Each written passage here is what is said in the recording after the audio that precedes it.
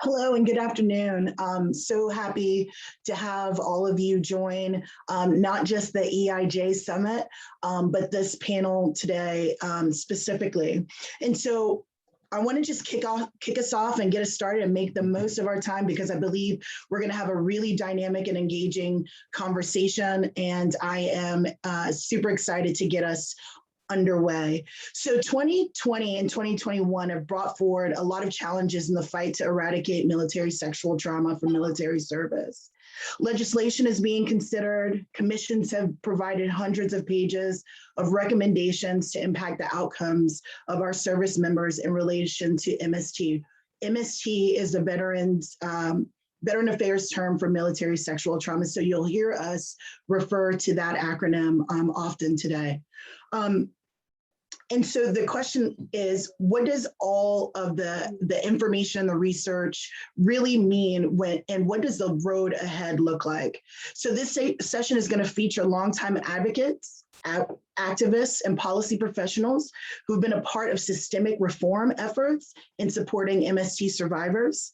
This panel will offer insight into the current state of MST legislation and policy change, as well as what reform looks like for an admittedly broken system.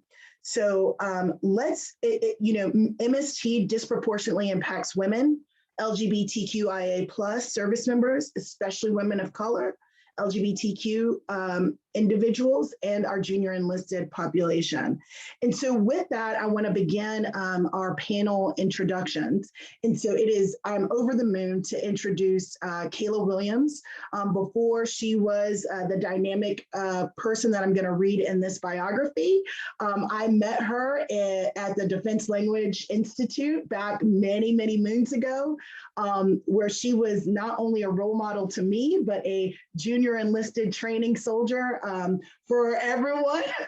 Yes, Kayla, we remember the power bun, and the red lipstick is an ode to you being our favorite red soldier throughout my formative initiation into the United States military. So I can't thank you enough for that. Okay, so Kayla Williams is an Assistant Secretary of Public and Intergovernmental Affairs at the Department of Veteran Affairs, where she provides executive level oversight and direction to build and maintain public confidence in the VA. She was most recently a senior fellow and director of the Military Veterans and Society program at the Center for the New American Security. Previously, Ms. Williams served as a director of the Center for Women Veterans at the VA. She also formerly spent 8 years at the RAND Corporation, conducting qualitative and quantitative research on military and veteran policies and programs. Ms. Williams was enlisted for 5 years as an Arabic linguist, serving in the Military Intelligence Company of the 101st Airborne Division, Air Assault. She is the author of the memoirs, Love My Rifle More Than You, Young and Female in the United States Army, and Plenty of Time When We Get Home, Love and Recovery in the Aftermath of War, about her military service and her family's journey in war trauma to healing. Ms. Williams graduated with a BA from Bowling Green State University and an MA from American University. She currently lives near Washington, D.C. with her husband, a combat wounded veteran, and their 2 children. So greetings and warm salutations and welcome, Ms. Kayla Williams. Okay, on to our next panelist, who is an astounding activist in this space. Erin Kirk Cuomo is I have it in my notes as a former United States Marine, but I'm going to say it properly. Erin Kirk Cuomo is a Marine, a business owner, activist, co-founder of Not in My Marine Corps, and a mother. Ms. Kirk Cuomo holds a BS from the University of Tampa and is a graduate of the University of Arts in photojournalism. Upon graduation, Ms. Cuomo enlisted in the Marine Corps as a combat photographer. Ms. Kirk Cuomo was a member of the Lioness team and later a member of the first female engagement team created in Fallujah, Iraq.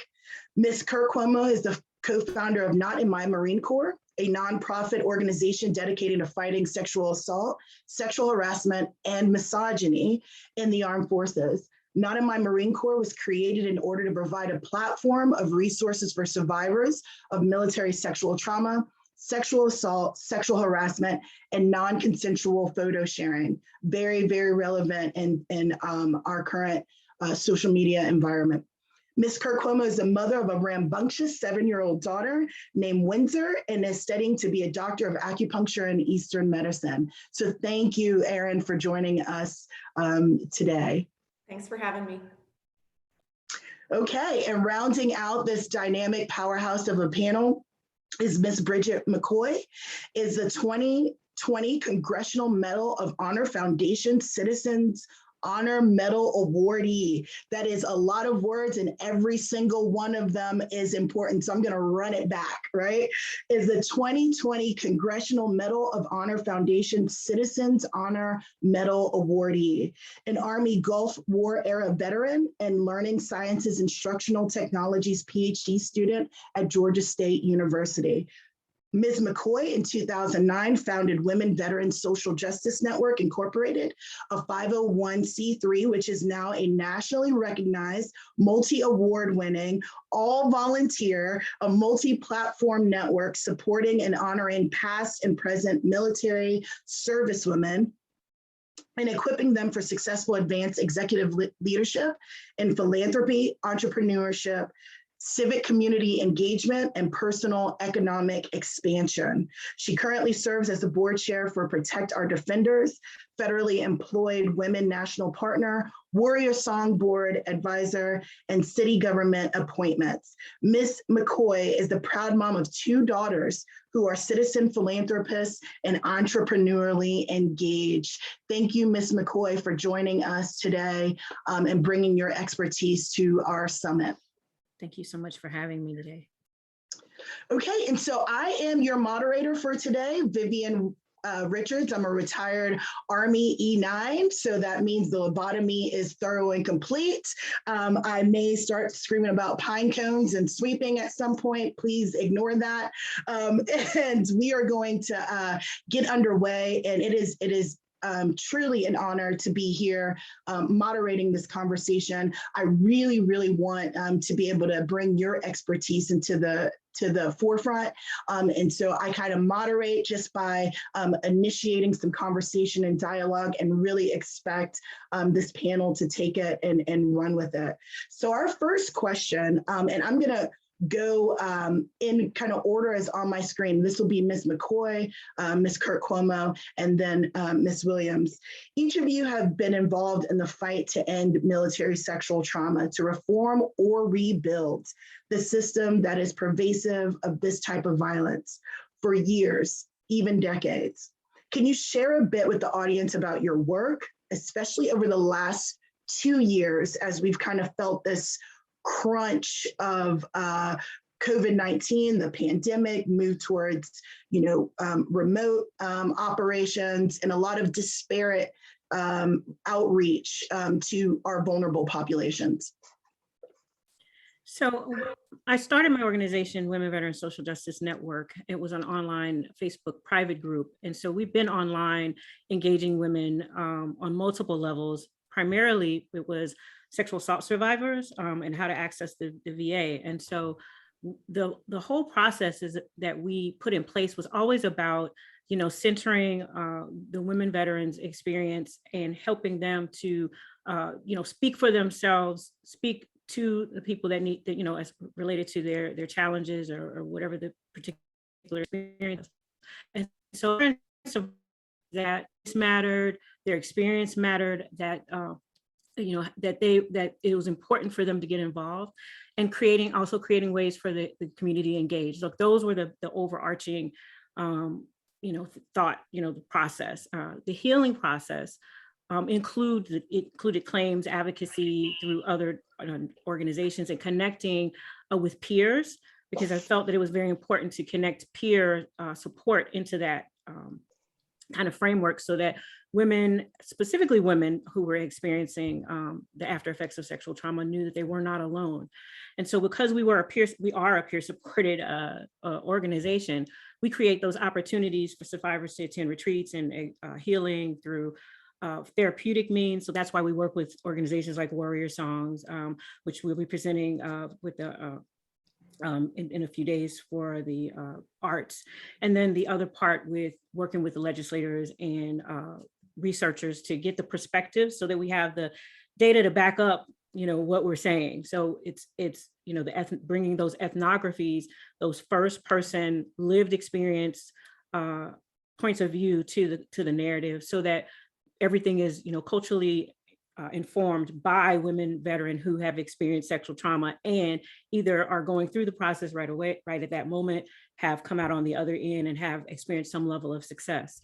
And so then the other part of what we've been doing over time is guest lecturing at educational institutions, so that we are bringing the macro level of, the experience of sexual assault at the level of, this is what happens in the military, but similarly, this is what happens in the in educational institutions. And so that we are, breaking the silos of everyone wanting to focus on things being in the military and kind of shoving it to the side and saying it happened in the military, so the military is going to handle it, right?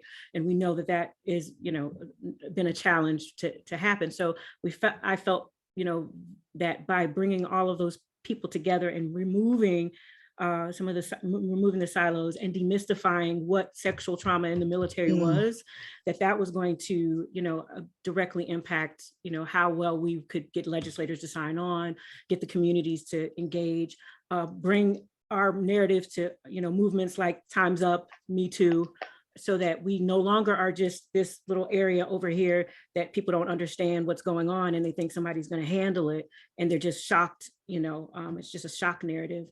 That now they're saying, hey, there's a way that we can get involved and we can get informed in that. And so the last part of what I want to say is that bringing those collaborative networks together has been probably the most instrumental. I've worked with, like I'm serving on the board with Protector Defenders and Federally Employed Women, but moral injury support, like training the chaplains and getting the chaplains to understand, from a culturally competent perspective of like what women have actually experienced, so they can take that narrative and that information and apply it to other areas within the clinical space. So if I could say one, encapsulate everything, I'd say we have been doing boundary crossing work for the last 14 years.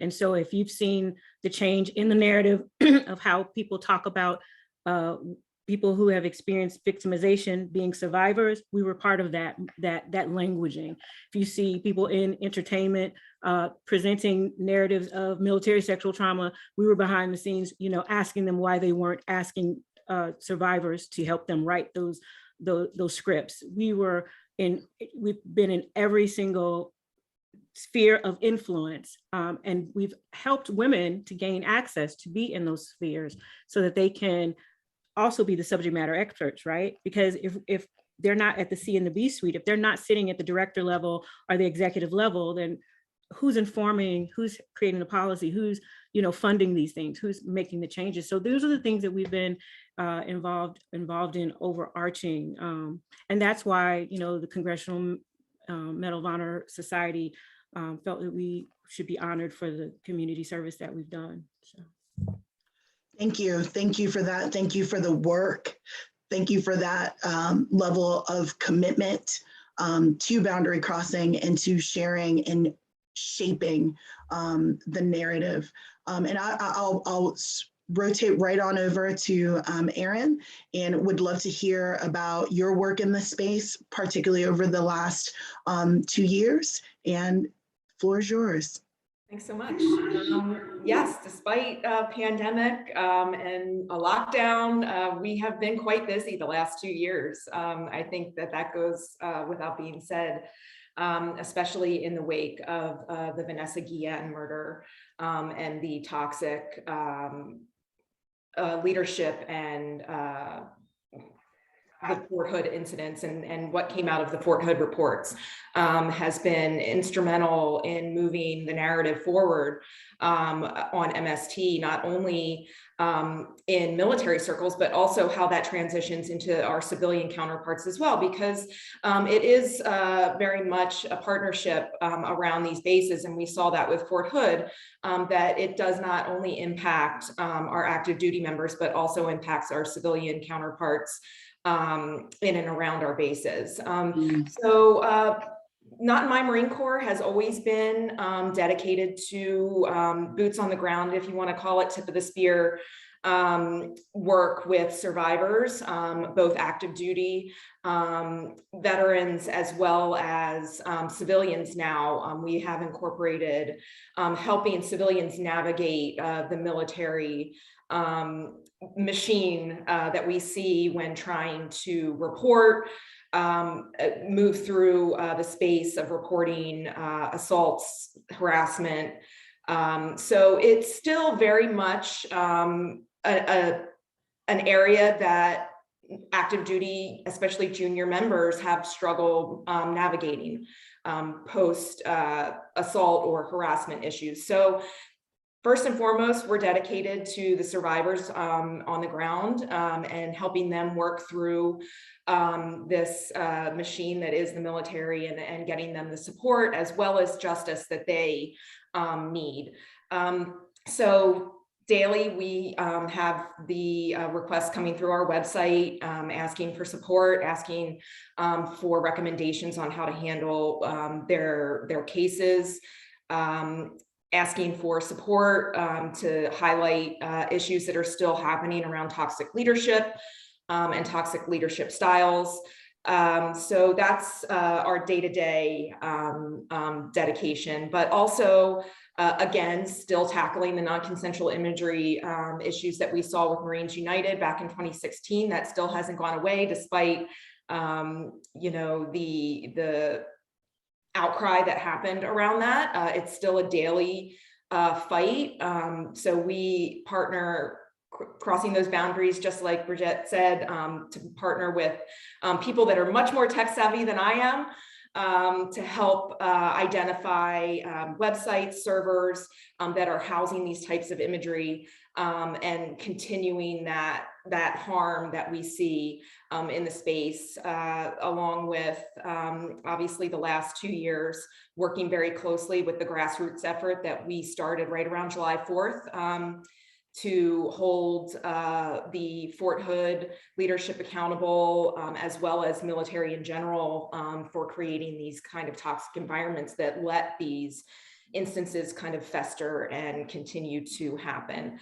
So we worked closely with Kayla and other members of the IRC, the Independent Review Commission that Secretary Austin ordered this past year was instrumental in really kind of bringing these issues to the forefront to those who may not have known what MST really is, what survivors of MST experience, as well as the cultural issues that we're still seeing in the military that allow these kinds of actions, behaviors to continue. Yeah, that's kind of what we're doing. Still busy. Mentioned a couple in my bio that I also am now studying acupuncture and Eastern medicine, which I think is something that we're seeing is going to be drawn into the VA a little bit more. We saw new legislature on acupuncture and how that can be incorporated to treat complex PTSD, MST, and other integrative medical options, which I think is a fascinating thing to help our survivors push through that trauma. Wonderful, Erin. Thank you so much again for your tireless commitment, especially in this ever-changing landscape where it does feel like it's constantly escalating, and we're still not being able to, crack the code on fixing the underlying systemic issues. With that, I want to turn it over to Kayla. I know it has to have been a busy 2 years, a learning 2 years for not just the VA, but also for you and all of your efforts. And with that, please. Thank you so much. It's such an honor to be here with these other fantastic and inspiring advocates. I'm going to talk a little bit more about the broad sweep of what I've done and try to focus on some of the things that may offer avenues for others who are listening to this panel to take action. Because I think, sometimes when you hear panels like this and, you have folks who have founded their own nonprofits, and not everyone's in a position where they're ready to do that. But I really think there are so many ways that each of us as an individual can make a difference ourselves. When I first got out of the Army, I wrote a book about my own experience where I was very candid about the harassment and even assault that I had experienced. And that gave me a voice when these discussions started to bubble up. And I took advantage of that small opportunity to try to help folks understand, make it more real. I wrote op-eds. I had the opportunity to testify before Congress and really try to call attention to both the extent of the problem and the gaps in services and care that were available. In the wake of the Vanessa Guillen murder, I did a tweet thread where I listed like everything that I could find that I had done, and ended up being actually really depressed at how long I had been tackling this. I mean, just like Bridget has, and to see how far we still have to go. But we have to dig in and keep going. On the professional side, when I was at RAND, I worked on the seminal study that it did on sexual harassment and assault in the military. Also had the tremendous honor and opportunity to sit on the VA Advisory Committee for Women Veterans, which is responsible for a biannual report that goes up to Congress. I also served on the Army Education Advisory Committee. And at one point we tackled the SHARP, the Sexual Harassment and Assault Response Program within TRADOC. And so that opportunity to raise your voice through op-eds and to try to find ways to shape what's happening in the legislature, whether that's at the national level or at your state level, those are entry points that I would encourage folks to examine, as well as advisory committees. All of them are listed online. Google federal advisory committees and see which ones are out there and apply. We need experts to participate in those committees and help make those recommendations that are going to potentially impact the policies and regulations that are enacted by various agencies across government. And in the past 2 years, I also, when I was at the Center for New American Security, was co-lead of a significant minority veterans research study and dug into the experiences of women, LGBTQ+, and racial ethnic minority veterans, both the disparate barriers that they faced and how we as a broader community could better serve them. And now within VA, as Erin mentioned, I had the tremendous honor of being the VA representative on the DoD Independent Review Commission. And I think we'll talk a little bit more about that later. And now we have stood up a complementary effort within the department, the Sexual Harassment and Assault Prevention, Survivor Care and Support, a sub-council. If anybody's really good at acronyms and wants me to help come up with something a little catchier, that one does not trip lightly off the tongue. But we really are trying to look at the full scope, right? We have to do the prevention, we have to do culture change, we have to dig into accountability, and we have to work on strategic engagement and communication. We know that within VA, there have been a lot of efforts for a long time to improve various pieces of those efforts. But what we're trying to do now is to pull those together at the enterprise level to take an agency-wide approach that is synchronized and integrated and pulls together the best practices and shares what lessons have been learned so that we can come at this in a way that it doesn't allow, it's a little confusing to folks outside the system maybe, but Veterans Health Administration, the Veterans Benefits Administration often kind of operate in silos, but we want to make sure that that's brought together more closely and that we're improving things for MST survivors, but also those who may be experiencing harassment or worse within the VA system. It's a complicated problem because it could involve employees, it could involve veterans, caregivers, family members, survivors, contractors, and volunteers. It's a pretty wicked and complicated problem, but by working closely with our allies in the community, we have a fantastic secretaries working group with great advocates who are bringing their outside expertise to bear, and also, just as the Department of Defense was thoughtful enough to bring me in to the IRC, we have a DoD representative who sits on that secretary's work group so that we can, try to bring more of a whole of government approach to this, recognizing that folks transition out of DoD often into the VA system. We want to make that a better transition, and we want to ensure that we are sharing across agencies what is working in both prevention and survivor care. So that's a little highlight of what I've done, and really, again, want to emphasize to everyone who's listening that even because this is such a challenging problem, we need you to be a part of the solution. And there are so many ways that you can raise your voice, that you can share your expertise, and that you can come together with everyone who cares so much about this and push for positive change as a member of this incredibly vibrant community. Wow, I just am floored. Kayla, I can tell you, I'm long enough in the tooth in this community to remember when it would be almost controversial for an actual member of the Department of the Veteran Affairs to be in a space like this where we're having this candid of a conversation. And I know there were some questions that were prepared, but I want to jump off from something you just brought up. When you're talking about being a part of the advisory committees, when you're talking about sharing the stories, there was a moment where there was a time where you were almost seen like the canary in the coal mine, right?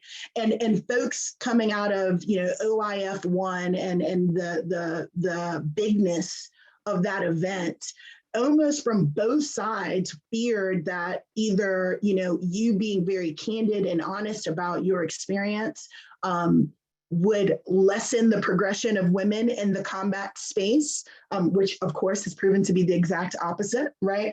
And then of course, on the other side, it was like, well, this is why, this is why we, that kind of toxic misogynistic regime says, well, this is why we don't want women in our space, because we can't help ourselves but to, have this poor behavior. And so I want to talk about that evolution of finding your voice, and then, finding, keeping that voice over decades, and then inspiring others to participate.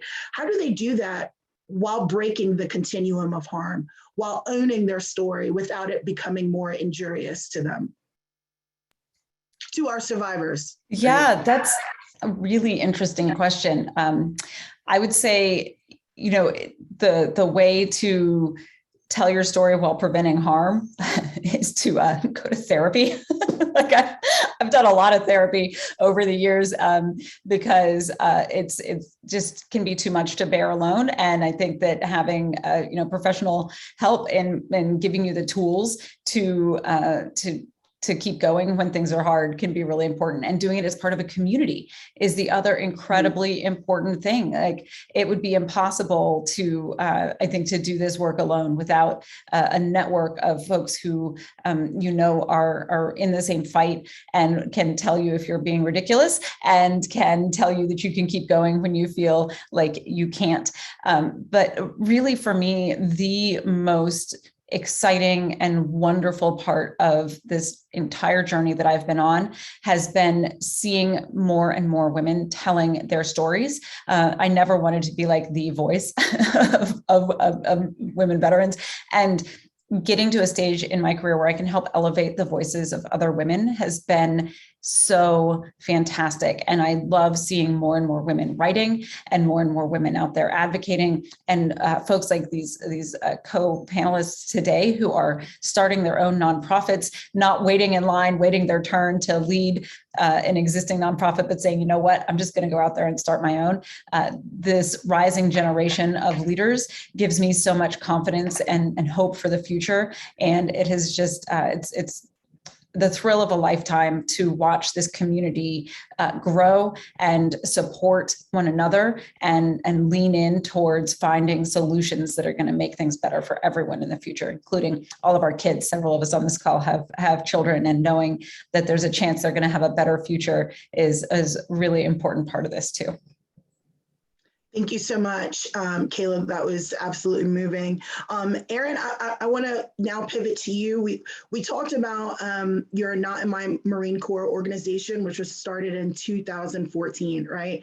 And there's this ever-changing landscape of not just social media, but different types of communication that we find end up being kind of a new front, right? And trying to get ahead of that structure of that promotes, or maybe not promotes is the wrong word, but gives space to MST, right? So are there any things that you think have improved or gotten worse? And what do you see as like that next front? If we were to say, Erin, you've got all the resource in the world to get ahead of this power base that allows for MST to continue to be pervasive, where would you put those resources?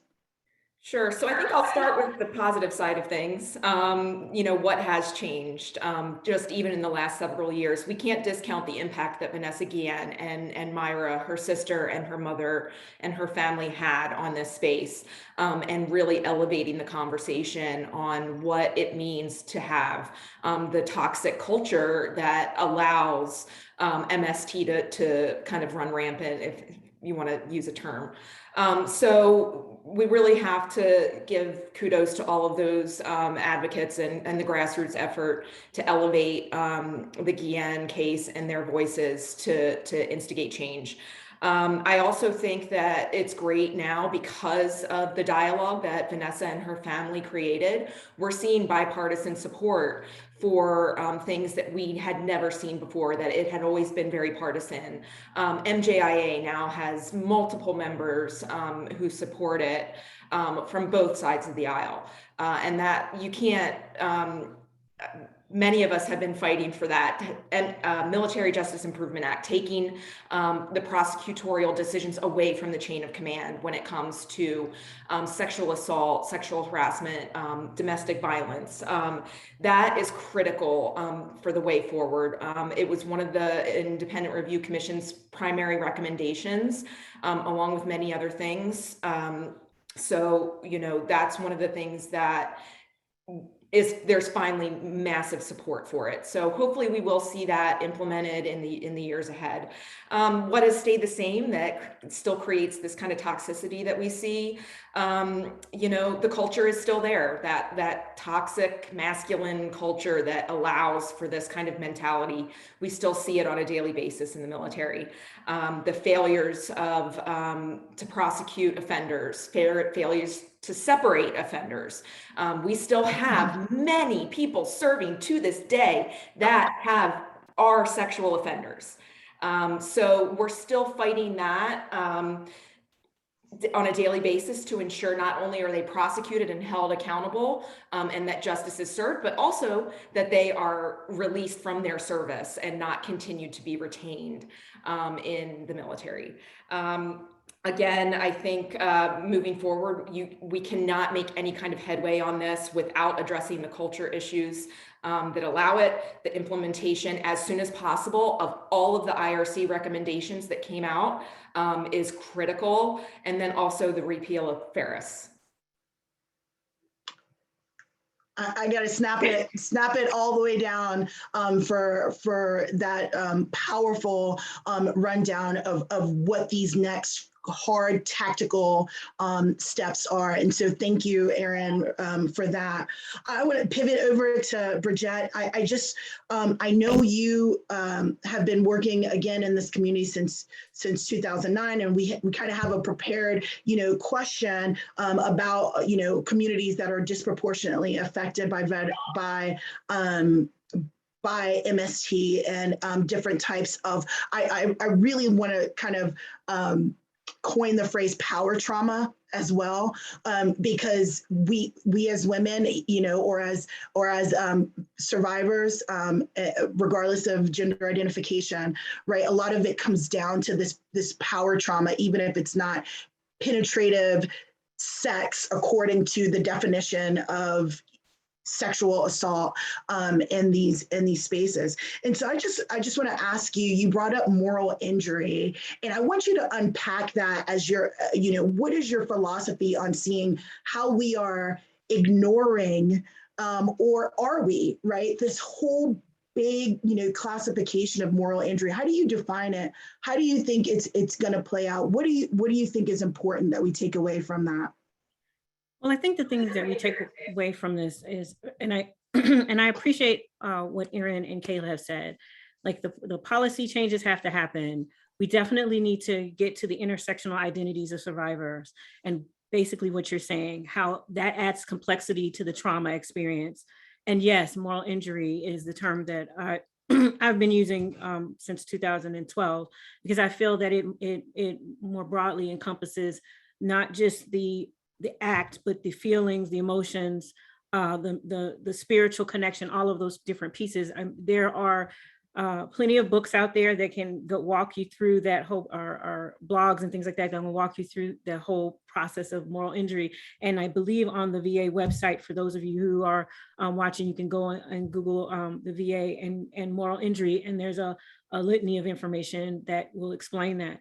And so for me, that's why it's been important to bring in the spiritual aspects, because I am working within a peer connected community. We want to make sure that people who have survived the trauma are connected with people who may have felt that they didn't do enough, right?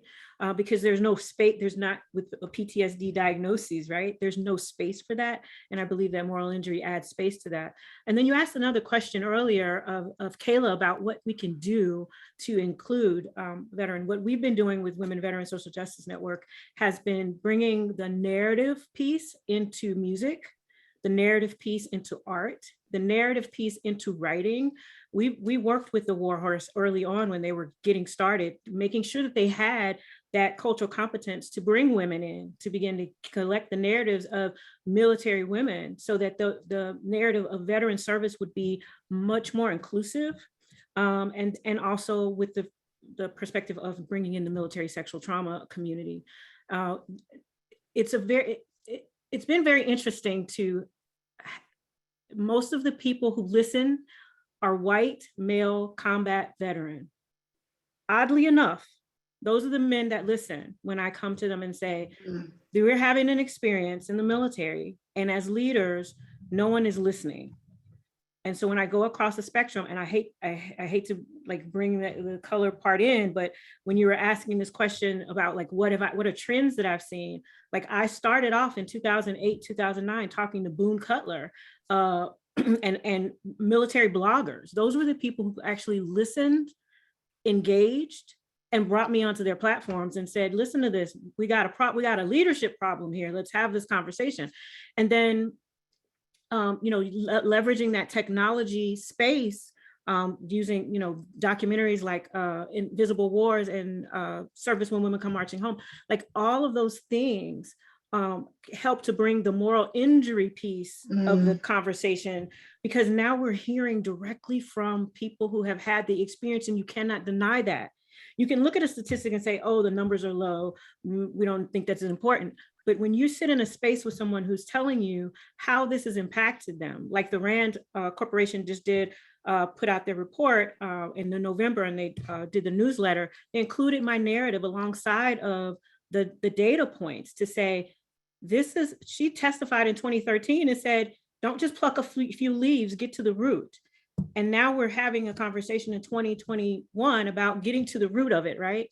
So Right. the findings in the IRC report, most of those findings, things that I've been saying from 2009, 11, 12, and 13 within public spaces to leadership, but it wasn't in a way that we had leadership that could actually enact the change, right? And so something that Kayla was saying earlier about getting involved is like, you have to get involved in the process of having people who enact the change, which is why we were so adamant as an organization to get women in director level and executive level spaces, because we knew that until you had that, you were not going to see the types of reform that are needed to, actually get to the root cause of sexual trauma, which is getting rapists out of the military and out of our spaces, Department of Defense, any of those other agencies, and changing the way that we, put them on a registry, right? We don't just let them leave the military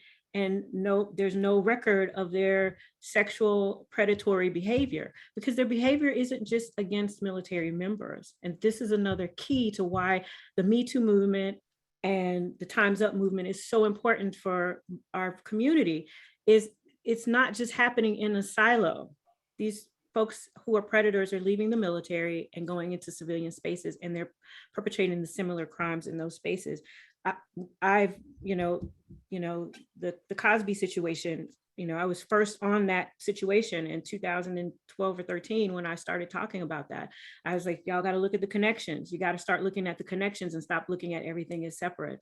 And so that's some of the trends that I've seen, like Kayla and Erin are saying it. The trend is that the things that we've worked on in the past, the messaging that we've given as a collective action has now moved into those positions of authority. Both of these women are in positions of authority now, right? So they are in places where they can make change and they can speak to that change. But we do need the voices of the survivors, because every generation of survivors has a different experience, and every race of survivors has a different experience, and every gender identity has a different. So we need all of that collective, I don't want to say data, but that collective information to, come forward to help inform the reform. And so and from a last perspective, engaging multiple modalities of healing. Erin is getting into the acupuncture. I bet I was part of the first acupuncture research in 2008 or 9 at the VA. I say get involved, do those types of things, meditation, yoga, go and seek, therapeutic care, like all of those things. It is not just one thing. It is all of the things happening all at the same time. And if someone's getting into wanting to be in these spaces and being in leadership, I absolutely, as an advocate, tell them that they cannot get into this space unless they are actively seeking mental health care, because you do not want to, get in the space and create more harm because you haven't completed your healing, or you're not actively getting treatment for it. So that's what I have to say. Thank you. Well, we are near time. I want to just do a quick round robin one more time. Literally last week, I was doing something for my current job. I work in tech now. I'm always very cognizant of when I'm going into military spaces, if I will be victimized or re-triggered. And so in the very same breath that someone approached me and asked me, had I worked with my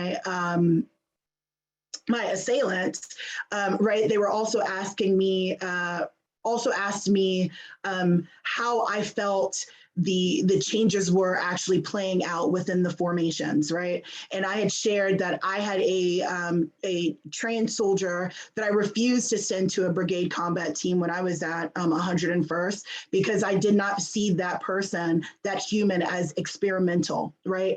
There was no way I was going to take the risk of them incurring lifelong harm if I was not personally able to guarantee their safety. And so I chose to keep that soldier in my formation where I knew I could provide that safe space. And so really quickly, about 30 seconds each, if we could go around and just give a shout what do you say to MST survivors who are still afraid to come forward or who still have not found their voices? And what would you say to a leader right now in these formations? How can they kind of dismantle this institutional problem that we've discussed? 30 seconds, ladies, because it's going to cut us off. So let's kick off Kayla. Okay, those are two different questions. I don't know which to tackle first. For leaders, you have to refuse to tolerate the little things, because when you allow the small issues to fester, it gives people the space to escalate their bad behavior to that next level on the scale of violence. And for anybody who has experienced this, remember that vet centers are there for you, even if you're not eligible for other care, and even if you're still on active duty, and it's completely confidential. Erin. For leaders, I would highly encourage, as Bridget was saying, self-care is incredibly important in this space. You cannot help anyone if you are down for the count. So please make sure that you're taking care of yourself. You're doing the work to heal your trauma, because that in turn is going to allow you to help that many more people. For any survivors who want to do more in this space, there's so many ways for you to do that. Kayla went into those. Reach out to any of the organizations that you see that we've mentioned, Minority Veterans of America, Protect Our Defenders. Not in my Marine Corps, we're all volunteer. Any WVSJN, Pink Berets, there's always someone out there that is available and would be happy to have you in this space. And always be vocal with your elected officials. We need that IRC recommendations implemented now, not in 2030. So make your voice heard. And Bridget, if we get caught up, talk us off, please. Make your voice known. Like, there are multiple ways to make your voice known, and they can be creative and artistic. We're doing more with the music CDs, creating the narratives of men and women who've served and experienced sexual assault. Just like create your own space. You don't have to always wait for someone else to begin a process. You can partner with somebody who's already doing something, but if all it takes is if you want to do a hashtag and create some type of content and begin to talk about your experiences, not the trauma of the experience, but the actual, what your process is, begin to do that. You can start at the very simple space. You don't have to be in front of Congress. You don't have to get in front of, someone like us to do that. You can just start where you are to begin and get involved in your community, your local communities, at your book clubs, anything that you're doing in the community. So, I would say that there are plenty of platforms online, like, again, Protect Our Defenders, Women Veterans Social Justice Network. Like, we're all here. Just reach out to any of us and can get you to the right community, because I think that that's the other part. You might not know where to start, but the first thing is to just put your hand up and say, I've experienced this. I recognize that I've experienced it and I need help. And then that process can make the other processes less complicated. If I can take 1 second, Vivian, to say this other thing about the IRC report, talking about getting into, using technology. I think that reform is going to be using cyber and digital mobile technology. That's going to be the thing that we're going to need to do. The FBI and all of the other agencies already use digital tools to collect and capture information to help solve crimes. Moving some of this process out of the hands means putting it in a digital, technologically advanced platform that moves us into the future, so that we can protect our survivors. We can get them the legal, things they need right away, and then that we can also collect data and help solve some of the crimes and keep a repository of those crimes, so that people can't get in and out of the military and recreate those crimes in the civilian sector. So that's, I can't thank you enough for such an engaging conversation. We could go on for a lot longer than this. Of course, happy belated Veterans Day to all of our panelists. If you are watching, please know that we are no longer canaries in the coal mine. We are full-blown songbirds that are out, that we are advocating, that we are activists. We are going everywhere from grassroots all the way through the legislative and in governmental processes. We've got folks inside the VA leadership circle. We are at every table, and we love you. We are part of a community of healing. And if you can't come forward for yourself, let us do the work and help you along that journey. So thank you all for an absolutely engaging conversation, and hope you enjoy the rest of the EIJ Summit. Thank you. Thank you so much for having me. Thank you. Thanks, everyone. It was an honor to be here with you. Thank you. Thanks for having me.